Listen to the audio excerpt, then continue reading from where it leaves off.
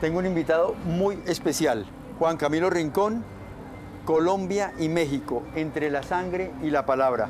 Juan Camilo es periodista, escritor e investigador cultural y se fajó una investigación gigantesca para establecer los nexos culturales entre Colombia y México. Bienvenido. Estoy muy feliz de estar aquí contigo y con todos los televidentes de Noticias Caracol. Bueno, cuando uno empieza el libro se encuentra con una sorpresita que para mí da gusto, y es ese pueblito llamado San Pedro Consolado, comparado con Yucatán. San Pedro Consolado, un pueblo colombiano en donde se escucha más música mexicana que vallenata, y Yucatán, donde también por la llegada de unos colombianos del dueto antioqueño, ¿cierto? Se canta bambuco. ¿Cómo fue esa historia? ¿Cómo fue ese hallazgo? No, además es interesantísimo porque es mostrar que sigue viva esa relación, que está presente. Digamos, en este momento yo pienso y pienso en Juan Gabriel. Sí pienso que la música es un primer encuentro con ese tema de la cultura. Lo que hizo Vicente Fernández, lo que se ha hecho también en el rock, digamos, con Aterciopelados, con Café Tacuba. Las conversaciones siempre están ahí. O la cumbia en el norte de México. Siempre hay una conversación, siempre hay un encuentro, siempre hay una forma de relacionarnos, de encontrarnos. Y esos son esos casos bellísimos que demuestran cómo podemos ver hoy en vida la presencia de esta relación entre Colombia y México. Pero México no solamente es un receptor, un imán, digamos, de escritores colombianos. Es decir, cuando uno encuentra en el libro de Juan Camilo esos rastros, encuentra uno, por ejemplo, la Guerra Civil Española, el franquismo, trajo muchos exiliados y llegaron a México. ¿Por qué México se convierte en ese imán, no solamente de artistas y escritores colombianos, sino del mundo entero? Sí, además es algo que pasa después de la Revolución Mexicana, después de los 1900 y este gran conflicto que van a tener internamente, que va a demostrar algo muy interesante. Ellos se dan cuenta que la migración genera y trae otros pensamientos, otras visiones. De los primeros que comienzan a recibir son los exiliados de la Guerra Civil Española. Sí. Digamos, pues no podemos pensar a Buñuel, este español maravilloso, cineasta, sin las obras que hizo en México.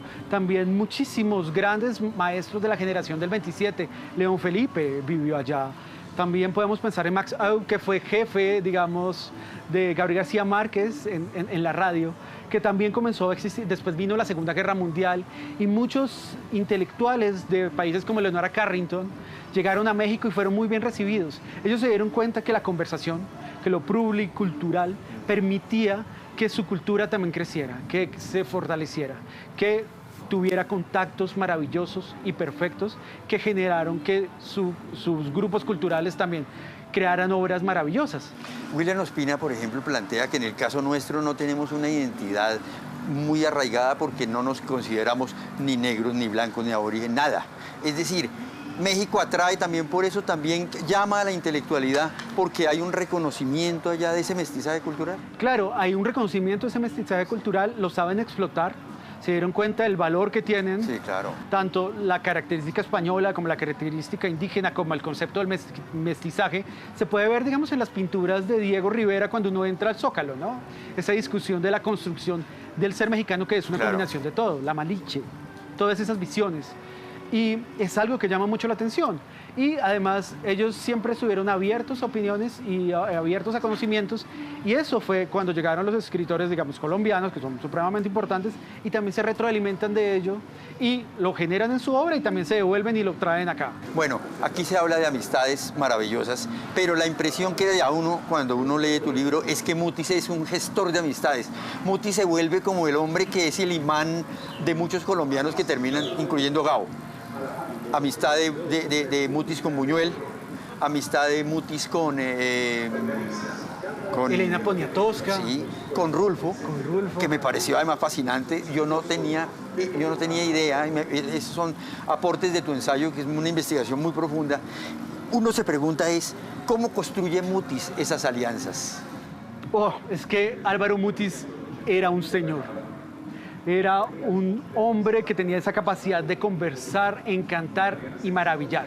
Habla con Octavio Paz, genera una relación muy cercana con Octavio Paz, con un muy joven Carlos Fuentes, con el cual hablan Y esa relación también se ve muy interesante porque ellos publicaron en una revista importantísima colombiana que se llama la revista Mito, en la época de los 50, donde las revistas eran los motores culturales en toda América Latina, Sur en Argentina, Orígenes en Cuba, aquí Mito, y eso permitió también como, primero los leo, después los conozco y converso con ellos. Sí.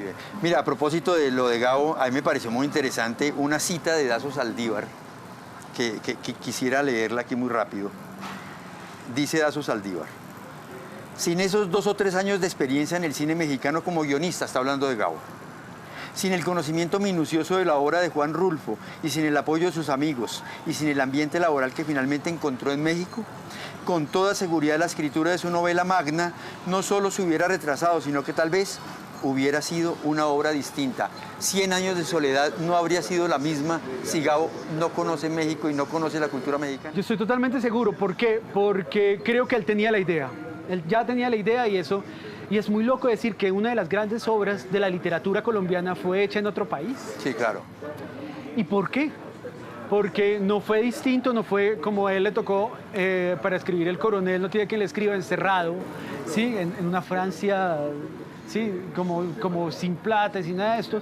Aquí tuvo un encuentro que le permite, Mutis, le presenta esta gran espacios culturales, encuentros culturales, maestros de México con los cuales puede conversar, con los cuales puede desarrollar su idea. Y hay una conversación, una historia que cuenta Gabriel García Márquez supremamente importante, que él un día está en el apartamento preocupado, ya había sacado 3 libros, 3 novelas, pero su fortaleza era ser periodista, pero él quería sacar su obra grande, su gran obra maestra. Y está un día angustiado y de pronto escucha un carro. Entonces se golpea la puerta, se suben las escaleras, escucha subir las escaleras, le golpean y él abre la puerta y es Álvaro Mutis, con un paquete de libros y le tira ese paquete y le dice, lea para que aprenda.